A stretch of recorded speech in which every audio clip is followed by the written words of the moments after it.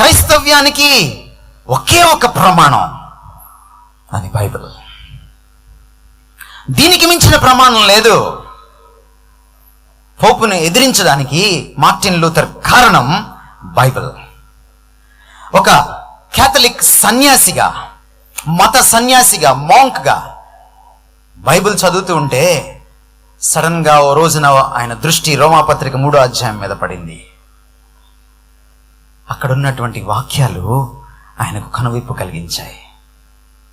అప్పటిదాకా ఈ వాక్యాన్ని అందరూ చదవడానికి లేదు, మీకు తెలుసా? ఇది లాటిన్లో ఉండేది, ఇది గ్రీక్లో, హీబ్రూలో ఉండేది.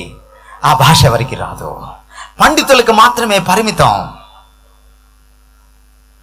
మార్టిన్ లూథర్ ఒకటి నమ్మాడు, వాక్యాన్ని కానీ ప్రజల్లోకి తీసుకెళ్ళగలిగితే ప్రజలు సంకెళ్ళ నుంచి విడుదలవుతారు, పోపు అణచివేత నుంచి, అబద్ధాల నుంచి, అసత్యం నుంచి బయటకు వస్తారు, సత్యదేవుణ్ణి తెలుసుకుంటారు అని నమ్మాడు.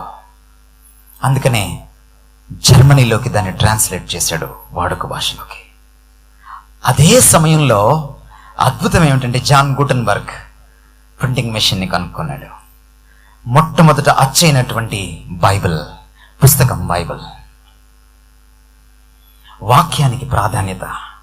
విలియం కేరీ భారతదేశానికి ఎందుకు వచ్చాడంటే, అందరికీ, భారతీయులందరికీ సువార్త చెప్పడానికి వచ్చాడు. వచ్చేటప్పటికి భారతీయుల పరిస్థితి చాలా ఘోరంగా ఉంది. సాంఘిక దురాచారాలతో మగ్గిపోతున్నారు, మూఢ నమ్మకాలతో మగ్గిపోతున్నారు.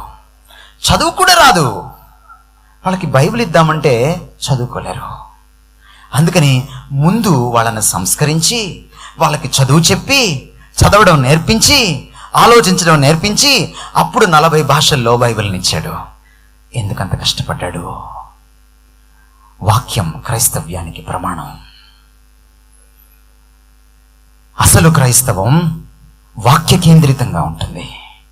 అది తప్పు దిద్దడానికి, ఉపదేశించడానికి, నీతి యందు శిక్ష చేయడానికి, ఖండించడానికి ప్రమాణం.